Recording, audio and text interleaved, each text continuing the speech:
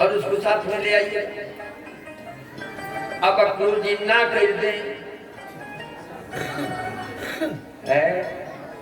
तो उभय भांति भई मृत्यु हमारी। यदि हम नहीं जाते हैं तो कंस मार देगा, और यदि वहां कंस के पठौनिया बनकर जाते हैं तो कन्हैया मार देगा। दोनों तरफ से मृत्यु ही मृत्यु है। लेकिन नहीं, कन्हैया भगवान है, और भगवान है तो अंतर्जामी है। हम कंस के डर से जा रहे हैं कि अपने भतीजे से बैर करने जा रहे हैं? तो साक्षात नारायण है। अक्रूर जी आए, को एक रथ दिया, घोड़े दिए, इसी पर बैठ कर लिया। अक्रूर जी महाराज आए, रात भर चिंता करते हुए। अक्रूरो विजताम रात्रिम मधुपुरजाम महामतिः उषित्वा रथमास्थाय प्रजजौ नंद गोकुलम। रात भर को अपने घर पर व्यतीत किया। अक्रूर जी जैन केन प्रकार चिंता तो बहुत बड़ी, मैं कितना बड़ा अभागा अपने भतीजों को मरवाने के लिए लाने जा रहा हूं, उनकी यहाँ आरती उतारेगा। लेकिन हे भगवान तो बड़ी दयालु, हमने जब से सुना है तुम्हारा रूप सौंदर्य और तुम्हारे चरित्र, तब से मेरा मन लग गया आपके चरणों में। आप साक्षात नारायण हो। द्रक्ष्यामि नूनं सुकपोलमुन्नतं मितावलोकारुणकञ्जलोचनम्।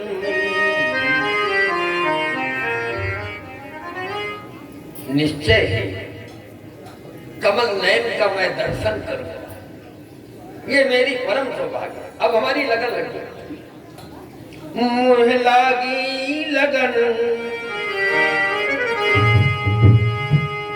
मुझे लागी लगन हरि दर्शन की, मुझे लागी लगन हरि दर्शन की, मुझे लागी लगन हरि दर्शन की, मुझे लागी लगन हरि दर्शन की, मुझे लागी लगन हरि दर्शन की, मुझे लागी लगन हरि दर्शन की, मुझे लागी लगन।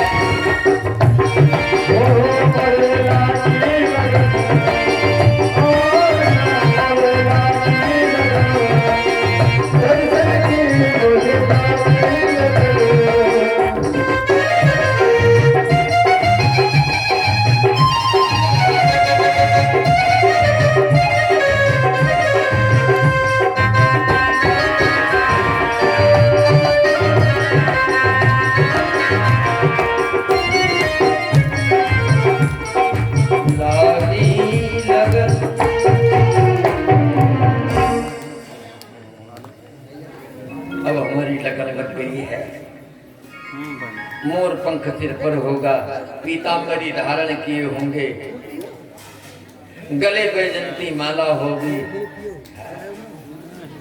और हाथ में चक्र सुदर्शन और गदा कमल शंख आदि लिए होंगे। नारायण है तो 4 हाथ होगा।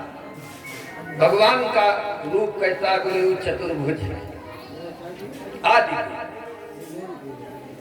है। निश्चित है कि कन्हैया मुझे चाचा चाचा कह करके बुलाए।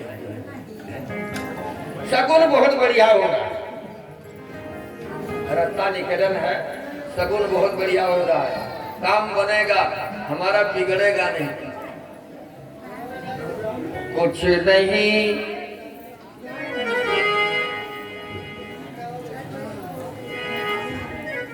काम बढ़िया होगा, कुछ मेरा बिगड़ेगा नहीं।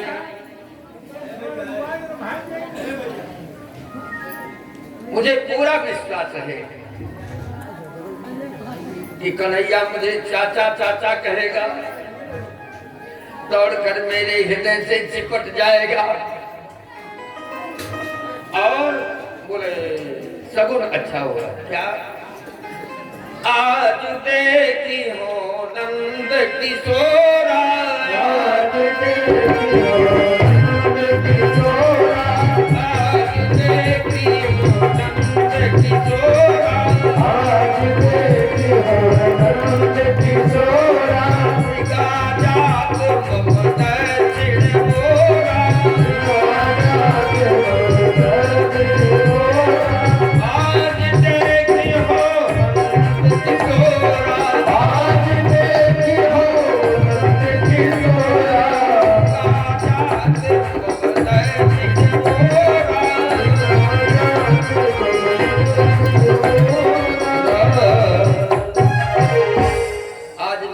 कुमार को मैं देखूंगा, क्योंकि मेरे दाहिने तरफ से मृग लोग निकल रहे हैं।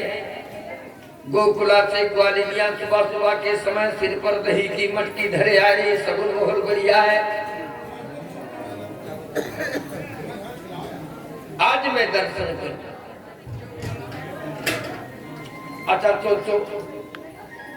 रथ पर बैठे और चल दिए।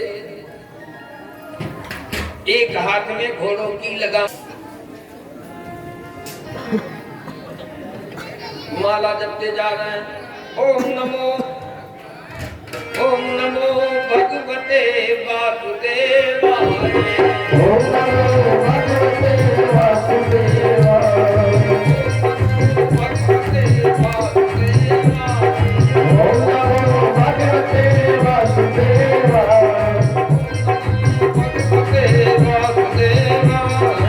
ओम नमो भगवते वासुदेवाय, वासुदेवाय नंद नंदनाय, वासुदेवाय नंद नंदनाय, वासुदेवाय नंद नंदनाय, वासुदेवाय नंद नंदनाय, भगवते वासुदेवाय, ओम नमो भगवते वासुदेवाय,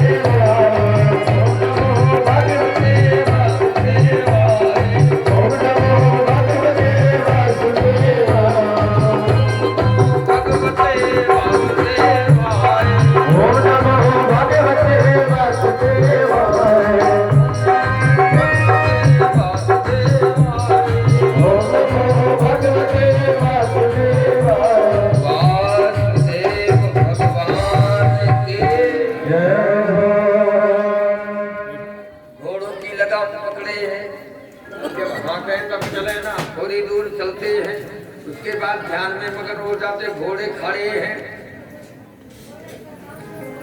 रथ खड़ा है। कब निकले रहे? सवेरे सूरज उदय हो रहे थे तब निकले थे मथुरा से गोकुला को जाने के लिए। अब पहुंचे कब? सुखदेव भगवान कहते हैं रथेन गोकुलम प्राप्तः गिरिम नृप। हे राजन परीक्षित, सूर्यास्त के समय गोकुला पहुंचे। मथुरा से गोकुला की कितनी दूरी? मात्र 12 किलोमीटर है, टोटल 12 किलोमीटर। अब सूर्योदय से चले सूर्यास्त पर पहुंचे, वो भी पैदल नहीं गए हैं, रथ से गए हैं। अच्छा जब हटते तो जल्दी पहुंचते हो, तो ध्यान किए बैठे। समय गोधूलि का मुहूर्त था, बलराम जी गाय दूहते थे, कन्हैया दूध लेकर घर में पहुंचाए। गाय दोहन हो चुकी, तब तक रथ नंद के द्वार पर पहुंचे। किशोरो श्यामल श्वेतो श्रीनिकेतो बृहद भुजो, किशोरो श्यामल श्वेतो, किशोर अवस्था है, एक सांवले हैं एक गोरे हैं। बलराम जी गोरे और सरकार सांवले। दर्शन किया, रथ से कूद पड़े, अपने को रोक नहीं पाया। दंडवत पपात राम कृष्ण यूह, बलराम जी और भगवान कृष्ण के चरणों पर भगवान ने उठाया। अरे बाबा, ये क्या उल्टी गंगा बहा रहे, हम लोग छोटे छोटे बच्चे, आप इतने वयोवृद्ध और वहां संत स्वरूप हमारे पैरों पर हमारा धर्म कर्म नष्ट कर रहे हो। ना ना कन्हैया, तू भगवान है, इतना बड़ा बड़ा काम किसी के सामर्थ्य नहीं था जो तूने किया है। कहां से आए हो? बोले हम तो मथुरा से आए हैं, मेरा नाम। अच्छा चाचा जी आप आए हो। जो कल्पना अक्रूर जी ने मथुरा में किया था, वो कल्पना इनका साकार हो गया। चाचा भतीजा का मिलन हो गया। ले गए, आसन लगाए, अक्रूर जी के चरण पखारे और उनको जलपान कराया। तब तक नंद उपनंद सुनंद जितने ग्वाल थे सब वो भी पहुंच गए। मथुरा से अक्रूर आए हैं, सब लोगों ने हाल चाल पूछना शुरू किया, और मेरे वसुदेव का क्या हाल है। अच्छा वो कसाई कंस कैसे है, जदवंशियों का क्या हाल है। बोले सौन पाल ये जदवंशी तो जैसे कसाई के घर में जानवर होते, उसी प्रकार से कब किसको मार दे कोई भरोसा नहीं है। आपका आगमन, बोले हम आए हैं, आपके यहाँ निमंत्रण भेजा है मेरे द्वारा, 84 कोष ब्रजवासियों को निमंत्रण देना है। अच्छा अच्छा, कैसा निमंत्रण? बोले धनुष यज्ञ है, अगहन अंधेर चतुर्दशी को होगा। अच्छा, तो मात्र 4 दिन बाकी है ना। ठीक है ठीक है, वैसे तो ना जानते हैं, लेकिन अब राजा का आज्ञा है। जानते हैं कि ये ब्रजवासियों को कितना सम्मान देता है, फिर भी उसके राज्य में है तो आदेश का पालन करने पड़ेगा, जाना पड़ेगा। अक्रूर, नंद जी, बलराम, भगवान कृष्ण सब एक साथ में बैठकर जीमे, और जीवने के बाद नंद बाबा ने कहा कनुआ, कनुए कहते थे भगवान, कनुआ हाँ बाबा, अपनी मैया के पेट में चिपक कर तो प्रतिदिन रहता था, तब उसकी नींद आती थी जसोदा की। जा जा मैया के पास, मैया के पास सो जा। भगवान ने कहा बाबा 12वां साल चल रहा है, बहुत दिनों से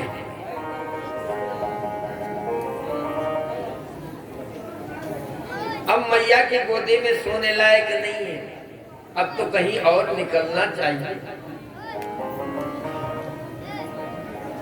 आज बड़े भाग्य से मेरे यहाँ मेरे चाचा जी का पदार्पण हुआ है, आज हम इन्हीं के चरणों के निकट रहेंगे। कृष्ण और बलराम दोनों रह गए, सभी लोग सोने चले, सब लोग चले गए। कृष्ण और बलराम है, अक्रूर चाचा। अब अक्रूर के पास में तो भगवान करते क्या है? बोले पाद संवाहन कृता। अक्रूर जी के चरण दबाने लगे। अक्रूर जी बड़े संकोच में है कि हम जानबूझ कर ये भगवान है, इनसे पांव दबवाई से कौने लोग को मार ठिकाना लगी है। यही स्थिति मिथिला की यात्रा में भी, जैसे मथुरा की यात्रा की बात है तो मिथिला में भी 3 अक्षर है, मथुरा में भी 3 अक्षर है। तो त्रेता में जब भगवान राम और लक्ष्मण को लेकर विश्वामित्र जी मिथिला की यात्रा किया, एक रसाल वृक्ष के नीचे, आम के वृक्ष के छांवदार के नीचे लेट गए और कुछ कथा कहानी सुनाए।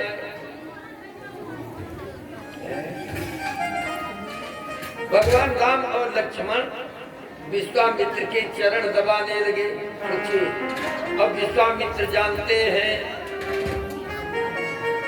कि पृथ्वी का भार उतारने के लिए भगवान अवतार लिए हैं और लेते हैं। जब ये चरण दबाने लगे, विश्वामित्र पर पांव बटोरता ऐसे सिकोड़ता ही चला गया। गुरु जी से बोले, भगवान क्यों पांव क्यों सिकोड़ रहे हो, क्या बात है गुरु जी? अरे आप हमारा चरण दबाएंगे आप? बोले तो हम नहीं दबाएंगे तो कौन दबाएगा? सारी थकान मेरे लिए आपको आई। बक्सर से चलकर अयोध्या लेने गए पैदल और वहां से लाए अपने जग की रखवाली के लिए, और उसके बाद अब मिथिला की तरफ चल रहे हैं। धनुष यज्ञ, एक यज्ञ तो आपका पूरा हुआ बक्सर वाला, अब जनक का यज्ञ पूरा कराने के लिए लेकर चल रहे हैं। इतना बड़ा उपकारी हमारा कौन होगा, हम उसकी सेवा करेंगे। तू एक पग चल करके जाओगे भगवान की तरफ तो भगवान 60 कदम चल करके तुम्हारे पास आएंगे। एक कदम भगवान के लिए तुम बढ़ाओगे तो भगवान 60 कदम बढ़ा करके तुम्हारे पास पहुंचेंगे। अब बताइए, जिनके चरण को प्राप्त करने के लिए जोगी जति सन्यासी वैरागी गृहस्थी उदासी सब परेशान है और वो चरण नहीं मिलता है। जिनके चरण सदोरु लागी, जिनके चरण सदोरु लागी, जिनके चरण सदोरु लागी, जिनके चरण सदोरु लागी, करई जोग जप जोग विरागी, करई जोग जप जोग विरागी, तेरो बंधु प्रेम जन जीते,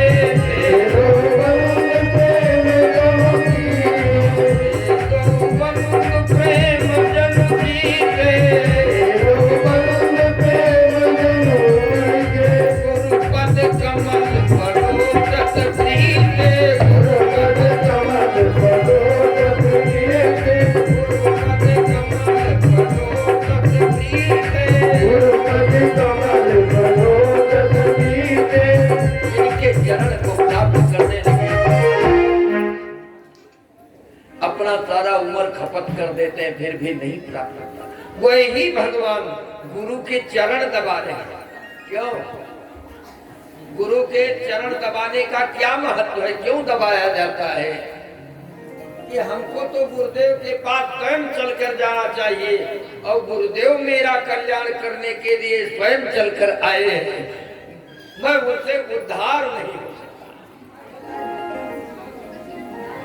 तो त्रेता में भगवान राम की लीला और द्वापर में अक्रूर के साथ पाद संवाहन दोनों भाई पैर दबा रहे। अक्रूर जी ने कहा, महाराज ये क्या करते हो? मेरे कारण आपको थकान आई है, रथ पर बैठकर आए हो, शरीर हिली डुली दर्द हो रहा था, हम दबा दें, मैं आपका भतीजा हूं। रात बीत गई, ब्रह्म मुहूर्त का समय आया, भगवान दौड़े गए मैया के पास। मैया मैया, हाँ लाला, परसों के दिना मथुरा में बहुत बड़ा मेला लगने वाला है। गाँव चाचा जी आए हैं सबको निमंत्रण करने के लिए, तो हमारी इच्छा होगी हम भी चले जाए मामा के यहाँ। हे भगवान, जसोदा की धड़कन तो तेज हो गई।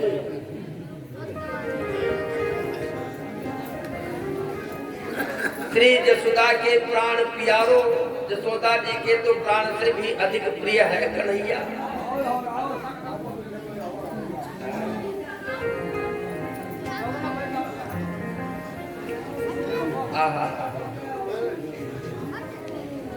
लेकिन एक बात समझ लीजिए, जसोदा सोच रही है अपने जीवन में ना तो कन्हैया ने मुझसे कुछ मांगा आज तक,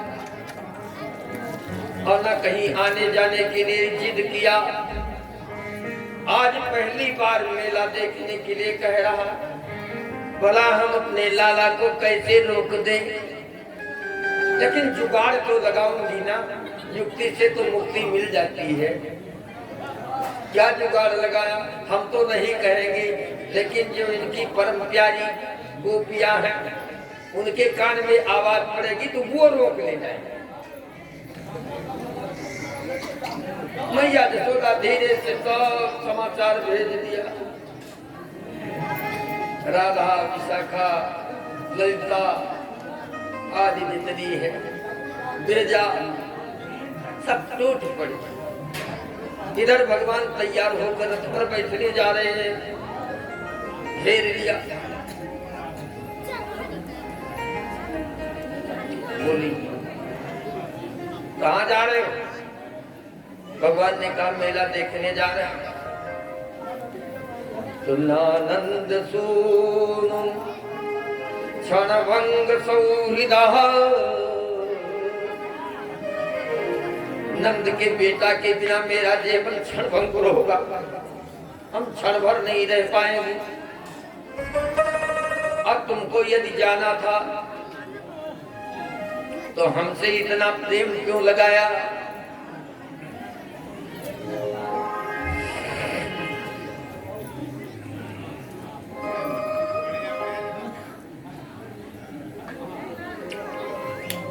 गोपियां हाथ जोड़े हुए और भगवान से कह रही, जात हो हरि लगन लगा रे, जात हो हरि लगन लगा रे, जात हो हरि लगन लगा रे, जात हो हरि लगन लगा रे।